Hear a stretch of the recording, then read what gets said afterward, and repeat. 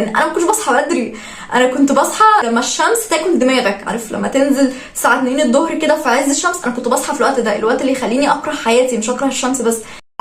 اللي يعرفني واللي يعرفني خصوصا من زمان هيعرف ان انا كنت كائن ليلي، او كنت بحس ان انا كائن ليلي طول الوقت، ان انا كائن نشط بالليل، بس اني اذاكر بالليل، اخلص مشاريعي بالليل، لو ورايا شغل يخلص بالليل، اي حاجه مهمه تخلص بالليل. الصبح ده مجرد تقضيه واجب كده، لكن انا ما بقدرش ان انا انجز اي حاجه الصبح ولا اعمل اي حاجه خالص طول ما الناس حواليا صاحيه وموجودين. فانا تقريبا عشت عمري كله وانا معتقده ان انا كائن ليلي زي ما بيقولوا، وان انا ما بعرفش اعمل اي حاجه غير بالليل. لكن قعدت تقريبا 5 شهور بجرب ان انا اصحى من 3 ل 6، يعني ما اصحاش بعد 6، واجرب ان انا اصحى في الوقت ده واشوف انا هقدر اعمل ايه. المهم ان انا تجربتي دي كانت لمده تقريبا 5 شهور، يعني اعتقد دلوقتي ان الشهر الرابع او الخامس يعني. فانا قعدت 5 شهور اجرب ان انا اصحى بدري. فانا النهارده جايه اكلمك عن الصحيان بدري، وخلينا نقول ان انا هقارن مقارنه بسيطه بين الوقت اللي انا كنت بنام فيه في نفس الوقت اللي انا بصحى فيه دلوقتي. انا هنا مش هتكلم كلام علمي قوي، لكن هتكلم بناء عن تجربتي في المده الطويله اللي انا قعدتها بحاول اظبط فيها نومي، او اللي انا فعليا ظبطت فيها نومي ونجحت في اني اصحى ابيع لبن الفجر. اعمل سبسكرايب ولايك ويلا نكمل الحلقه عشان نشوف الحوار ده.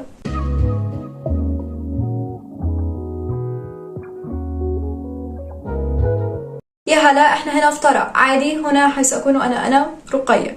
احنا قلنا ان احنا مش هنتكلم كلام علمي، لكن محتاج تفهم حاجه صغيره قوي عن طبيعه النوم او طبيعه جسمك. طبيعه النوم ان احنا بننام دورات، كل دوره بتكون تقريبا بمعدل ساعه ونص. ما ينفعش ان انت تصحى في نص دوره النوم دي. هقولك ليه ما ينفعش دلوقتي. اكيد في ايام عدت عليك كنت بتنام مثلا 3 ساعات او 4 ساعات وبتقوم فايق جدا، وايام تانية كنت بتنام بال9 و8 ساعات وبتقوم حاسس ان انت متكسر ومش طايق نفسك ومش طايق اي حاجه حواليك. ليه ده بيحصل؟ مثلا لو نايم الساعه 12، لو صحيت الساعة 3:30 هتبقى قايم بكامل طاقتك وحيويتك، لان انت هتبقى خلصت مثلا دورتين نوم، فهتبقى قايم وانت تمام جدا. لو صحيت بقى الساعة 4 هتبقى قايم مش طايق نفسك، مع ان ال4 ساعات اكتر من ال3 ساعات، بس ال4 ساعات دول انت قايم في نص دورة النوم التالتة ليك، فهتقوم مش طايق نفسك. فعشان كده حاول وانت بتظبط نومك انك تحط في اعتبارك انك هتصحى بعد ما دورات نومك تخلص. حط في اعتبارك ربع ساعة مثلا. لو انت حد مش بتعاني من الارق، فاي انسان طبيعي هيقعد ربع ساعة قبل ما ينام. ربع ساعة حطها على جنب، واحسب بعد ربع ساعة دي 3 ساعات او 4 ساعات ونص او 6 ساعات وهكذا. يعني راعي في اعتبارك انك تخلص دورة نومك كاملة اللي هي ساعة ونص. اول حاجة بقى تقريبا هقولها هو ليه اصلا تصحى بدري. انا مش هكلمك بقى عن فوائد الصحيان بدري والحاجات دي، لان الحاجات دي اصلا ما بتاكلش معايا، وما اعتقدش انها ممكن تاكل مع اي حد بصراحه. ليه تصحى بدري؟ فلازم يكون في سبب. انا كان عندي سببين يخلوني اصحى بدري. اول سبب هو صلاه الفجر. انا بعتبر نفسي انسان بيدرك الحاجه متاخر سيكه، فانا ادركت متاخر ان النوم مش عذر.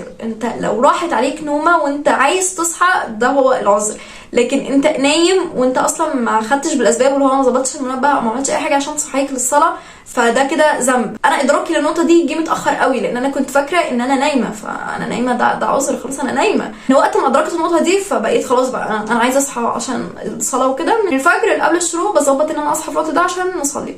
فكنت بعمل ايه؟ بصلي وبعدين اروح اشوف السرير بيقول ايه تاني، ولا الحوار فرق معايا ولا جاب معايا بربع جنيه. كنت بقوم عادي وبرجع تاني. فبرضو انا ما عملتش اي حاجه. الموضوع ده استمر لحد ما اجبرت بشكل ما ان انا اصحى من 5 الفجر. وكنت بصحى علشان انا كان المفروض عندي تسميع، وما كانش ينفع ان انا اسمع في اي وقت تاني غير 5 الفجر.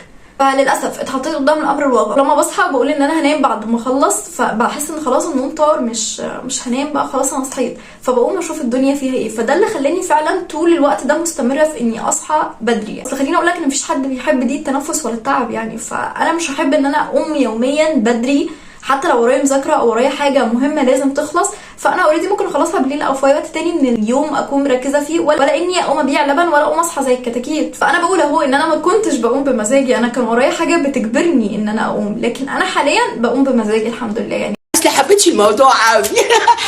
حد تقريبا عاش عمره كله شخص بينام متاخر، وعشت 5 شهور بس من حياتي حد متعود يصحى بدري. جه بقى وقت المقارنه بين الوقت اللي انا كنت بنام فيه متاخر جدا، يعني ممكن انام الساعه 5 الفجر اللي هو بالمناسبه الوقت اللي انا بصحى فيه دلوقتي، وبين الوقت اللي هو حاليا اللي انا عايشه فيه، اللي انا ما زلت الحمد لله بقوم فيه بدري. كنت باخد حاجتي اللي المفروض اخلصها واطلع البلكونه، او حتى مش حاجه المفروض اخلصها، لو حاجه هقرا فيها او لو حاجه سريعه هعملها اخدها واطلع البلكونه واقعد من بعد الفجر اول ما النهار كده يبدا يطلع، ونقعد بقى في حاله من الهدوء التام ومفيش اي حد حواليك، وقد ايه فعلا العالم حلو. انا بحب العالم في الوقت ده يعني، وحاسه ان انا ممتنه لكل حاجه حواليا، للشجر والعصافير والسماء وكل حاجه. لو ببقى في حالة حب فظيعة جدا والله. هو قد يبدو حاجة تافهة بس فعليا هي حاجة مهمة جدا جدا بالنسبة لي، لدرجة ان انا حطيتها في اول الحاجات اللي اكتسبتها او اللي فادتني فعليا من الصحيان بدري. فتاني حاجة، الحاجة دي اكتشفتها في وقت الامتحانات، لان انا حد بيزنق نفسي قوي في وقت الامتحانات، فببقى عايزة اطول وقت ممكن، ببقى عايزة اليوم يبقى فيه 48 ساعة. فانت لو عايز اليوم فيه 48 ساعة اصحى بدري بجد والله، اصحى بدري بقى من الفجر. الوقت اللي تقريبا من الساعة 4 او الساعة 5 للساعة 8، الوقت ده انت بتكون فيه في كامل نشاطك وتركيزك، لان انت اوريدي واخد فايتك من النوم، مش زي مثلا وقت الليل، لان وقت الليل انت بتكون عديت اليوم كله، اليوم خلص بقى بكل حاجة حصلت في اليوم، وعقلك ده تخزن فيه كم حاجات رهيبة جدا، وبتفصل بقى الحاجات دي وبتحاول تذاكر بالليل. لكن وقت الصبح انت بتكون لسه صاحي، عقلك ما خزنش اي حاجة، لسه بيبدأ يقول يا هادي كده.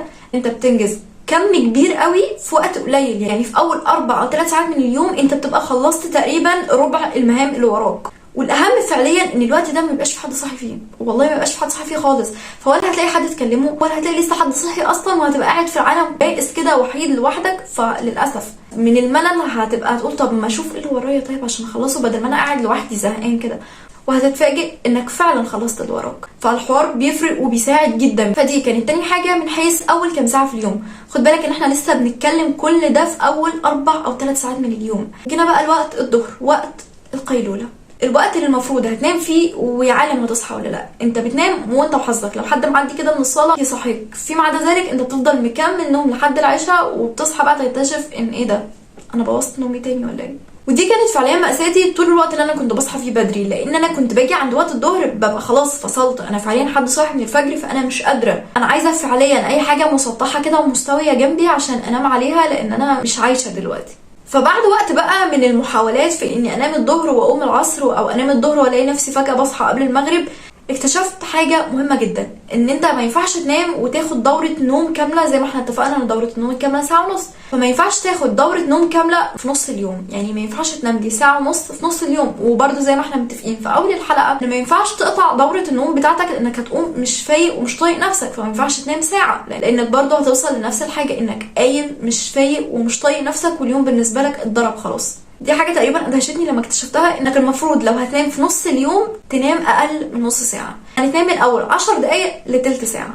والله انا زيك، انا كنت منبهره لما اكتشفت الموضوع ده، بس فعلا بيجيب. انت لو بتتفرج دلوقتي هتقولي انك يا دوب هتلحق تغمض عينك بس، بالظبط هو ده المطلوب، انك يا دوب تلحق تغمض عينك بس، انك اصلا ما تدخلش مرحله النوم العميق، انك تفضل في مرحله النوم الخفيف عشان لما تقوم تاني بكامل طاقتك وتركيزك. فجرب الحوار وقول لي ظبط معاك ولا لا. الحاجه بقى المهمه بالنسبه لي جدا ان انا لما كان بيجي وقت المغرب كنت بلاقي ان انا خلصت فعليا كل الحاجات اللي ورايا، فبمرح بقى كده في ارض الله، في حين ان انا الوقت اللي كنت بنام فيه متاخر كان ايه اللي بيحصل؟ كنت تقريبا عينيا بتغمض وانا لسه ما خلصتش الحاجه اللي ورايا، يعني انا ببقى قاعده هموت وانام بس الحاجه اللي ورايا لسه ما خلصتش. فاللي بيحصل ان انا بلاقي نفسي رايحه على السرير وانا في ايدي الحاجه اللي المفروض تخلص، يعني لو في ايدي شغل انا رايحه على السرير وانا في ايدي الشغل اللي المفروض اخلصه، فبحس طول الوقت الضغط اكتر، انا ضغطه نفسي على لا شيء، على ولا حاجه حرفيا. فلا الحوار ده فرق معايا جدا بصراحه، فجرب الحوار. فدي كانت المقارنه السريعه بين الوقت اللي انا كنت بنام فيه متاخر والوقت اللي انا بصحى فيه بدري حاليا. ادخل على الحاجه الاهم، نصائح صغيره جدا لو انت عايز فعلا تقوم بدري.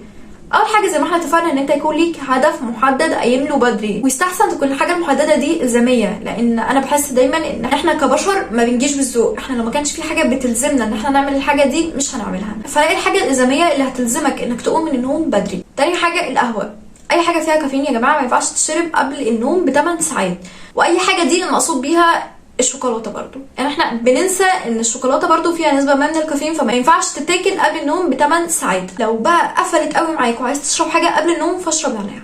قهوة ولا نعناع؟ نعناع. النعناع هو مهدئ للاعصاب، فانت كده لو هتشربه قبل النوم فهو هيساعدك اصلا انك تبقى مسترخي كده، وهيساعدك انك تنام كده بهدوء وبسلام تام، فاشربوا نعناع يا جماعه. رابع حاجه، لو لقيت في نص النوم ما تقومش تشوف الساعه كام، ما تقومش تقعد تعد لنفسك باقي كام ساعه وهصحى، ما تعملش كده، بتجلد ذاتك ليه؟ يعني بتجلد ذاتك حتى وانت نايم، حرام عليك. وطبعا ده بيرجعنا لنقطه ان مش المفروض اصلا الموبايل يبقى جنبك وانت نايم، يعني مش المفروض يبقى جنبك على السرير. هو انا بسيبه جنبي على السرير لاني ما بجلدش ذاتي، لكن انت بتجلد ذاتك، فما ينفعش تسيبه جنبك. وعشان برضو لما المنبه يرن وتقوم تقفله تبقى فقت شويه، يعني احنا بنعمل كل ده على امل ان في حاجه تظبط معاك وتنجح ان هي تفوقك وتصحى من الغيبوبه اللي انت فيها. اهم حاجه في وقت النوم واللي احنا تقريبا بنشوفها بشكل ملحوظ هو التركيز. خطوره التركيز لو انت مش نايم كويس، وعادي لو انت شارب مخدرات مثلا، يعني نفس الفكره، انت في الحالتين مش بتبقى مركز. في الافلام نص الحوادث بتحصل عشان البطل كان عايز يغفل كده ويغمض عينه، فغمض عينه وهو ماشي وسايق العربيه فبيعمل حادثه. انت متفرجش على التلفزيونات ولا ايه؟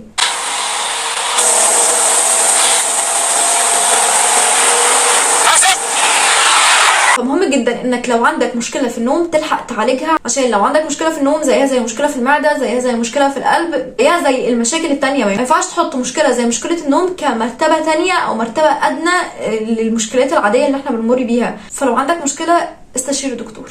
بمناسبة الأرق، في موقع مريب جدا اسمه نتفليكس. اللي أنا فهمته إن الموقع ده بيجيب لك فيديوهات المفروض إنها بتنيمك. أنت طبعا هتسألني دلوقتي إزاي أنت بتتفرج على فيديو هتنام؟ ده بالظبط نفس السؤال اللي أنا سألته. الفكرة هنا إن الفيديوهات دي مملة جدا، يعني زي مثلا باندا بيمشي في أرض خضراء، فإيه الممتع في كده وأنت هتنام؟ أنت هتمل وهتنام. هي حاجة فعليا ضد المنطق وضد العلم، لأن علميا ما ينفعش تبقى هتنام وتمسك الموبايل باصص على شاشة أو على ضوء قدامك. لازم الدنيا تبقى معتمة، يعني لازم كل حاجة تبقى ضلمه. بس هي حاجه زي ما قلت لكم ضد المنطق ومش علميه، بس جربوها. هي اتجربت من حد انا اعرفه وظبطت معاك جدا وبيشكر لي فيها كل 5 ثواني، فجربوها يا جماعه. ولو صدفت وظبطت بقولوا لي في الكومنت عشان اشوف هل الحوار ده فعليا بجد وشغال ولا اي كلام ومش شغال.